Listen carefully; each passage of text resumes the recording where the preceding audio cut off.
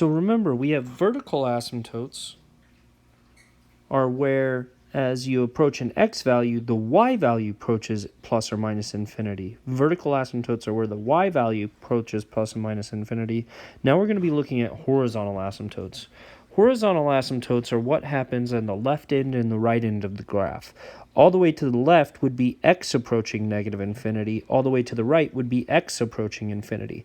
So we're looking at the limit as we go to infinity and negative infinity. So now instead of my y values approaching plus and minus infinity, I have my x values approaching plus and minus infinity. So horizontal asymptotes are very different than vertical asymptotes. Vertical asymptotes are where a function's undefined. Horizontal asymptotes are essentially what's the end behavior of the graph, if you remember that from college algebra. Horizontal asymptotes, there can be more than one horizontal asymptote for a function. If you look at this first one, it says y equals L1, that would be the first value. That is, as x goes to infinity, that would be one horizontal asymptote, but you could also have a second horizontal asymptote. This would be the limit as x approaches negative infinity. It would approach that number. So, horizontal asymptotes are when a y value approaches a certain number as you go all the way to the right or all the way to the left. So how do you find horizontal asymptotes? You just look for the end behavior, or the limit as x goes to infinity or negative infinity of a function. So that's what example 5 is asking here. It says find the limit as x goes to infinity. In other words, as I go all the way to the right, what's the end behavior of my graph? Well, the function is 2 plus 5 over x squared. So what we need to think about is breaking this into two separate functions, or two separate limits. Let's look at the limit as x approaches infinity of 2, a constant, plus the limit as x approaches infinity of 5 over x squared. Let's think about each one of those individually. If you remember our limit rules, the limit of a constant is a constant. So this, the limit as x approaches 2, would be 2. What happens to the limit as x approaches infinity of 5 over x squared? Well, as x gets larger, x squared would be larger. As x squared gets larger, this entire fraction would get smaller. Again, as your denominator gets huge, 5/10ths, 5/100ths, 5/1000ths.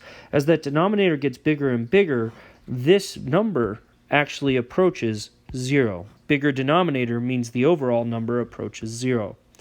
So the limit as x approaches to infinity of the first part was 2. The limit as x approaches infinity of the second part was 0.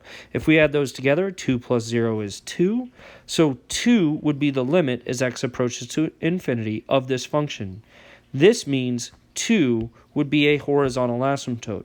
Just like we write x equals 2 for a vertical asymptote, because this is a horizontal asymptote, we would say y equals 2 is a horizontal asymptote. I use HA for horizontal asymptote. The answer to the question is just the number 2 because it wanted a limit, but if it said what is the horizontal asymptote, if it said that, we would say y equals 2. So let's look on right here. It says let f of x equal p of x over q of x be a rational function. In other words, how do we find the horizontal asymptotes of rational functions? It says if the degree of the numerator is less than the degree of the denominator. So here's the numerator, here's the denominator.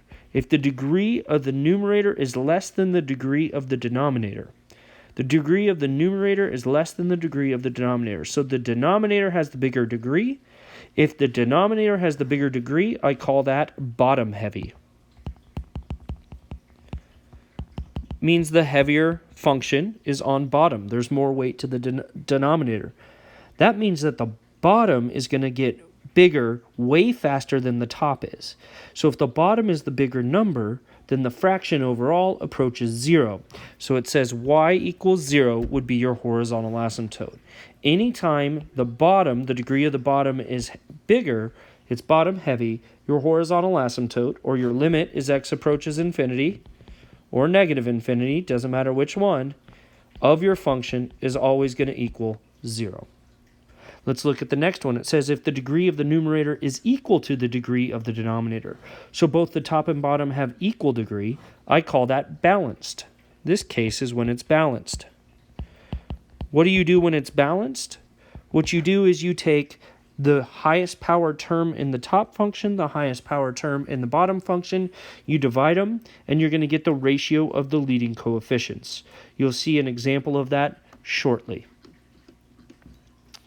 So I'm going to just say here y equals a over b, where it's the leading coefficients. You'll see what that means soon. Would be your horizontal asymptote, or you would say the limit as x approaches plus or minus infinity of that function would be a over b, depending on if it wanted asymptotes or the limit. Okay, let's look at example 3 here. It says if the degree of the numerator is greater than the degree of the denominator. So the bigger number, the bigger power is on top. I call that top heavy. Anytime your function is top heavy, there are no horizontal asymptotes. Anytime your function is top heavy, there's no horizontal asymptotes. What does that mean?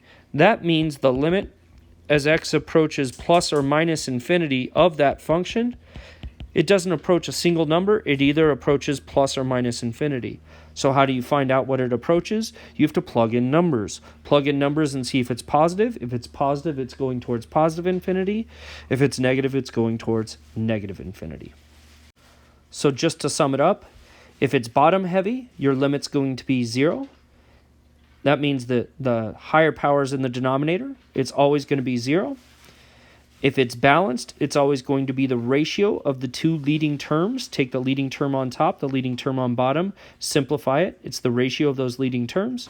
And if it's top heavy, the answer is going to be infinity or negative infinity. There's no horizontal asymptote.